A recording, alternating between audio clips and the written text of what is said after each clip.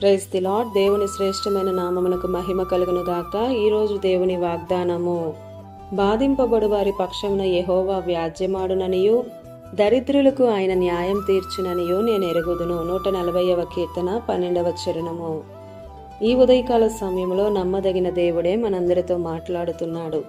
బాధింపబడిన వారి పక్షమున యెహోవా వ్యాజ్యమాడునని, దరిద్రులకు న్యాయం తీర్చును అని. ఇక్కడ రెండు గుంపులను చూస్తున్నాం కదా.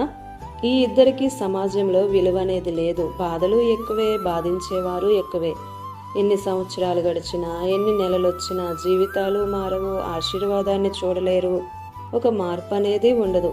ఎక్కడ చూసినా ఈ రెండు గుంపులు ఉంటాయి. బాధపడేవారు ఉంటారు, బాధించేవారు ఉంటారు.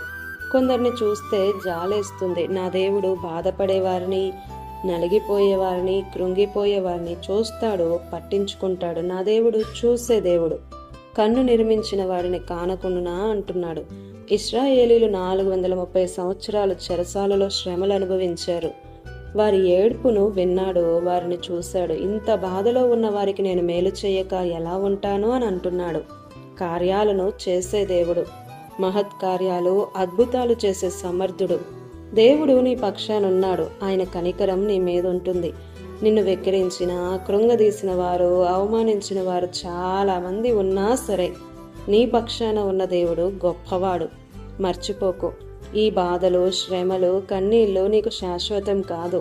దీని తర్వాత నీకు గొప్ప మేలును దాచి ఉంచాడు నీ దేవుడు. నీ దేవుడే నీ పక్షాన ఉన్నాడు. విరోధి సిగ్గుపడేలా నిన్ను నిలవబెడతాడు. అన్యాయమే జరిగినా కృంగిపోవద్దు. నీ పక్షాన ఉన్నవాడు న్యాయవంతుడు. నమ్మకముంచి ప్రార్థించు. ఆమేన్. ఇది నా వాగ్దానం మనందరి జీవితాలలో నెరవేరాలని కోరుతూ దేవుని సువార్త పరిచర్యలో మీ సహోదరి Prasanna. God bless you. Amen.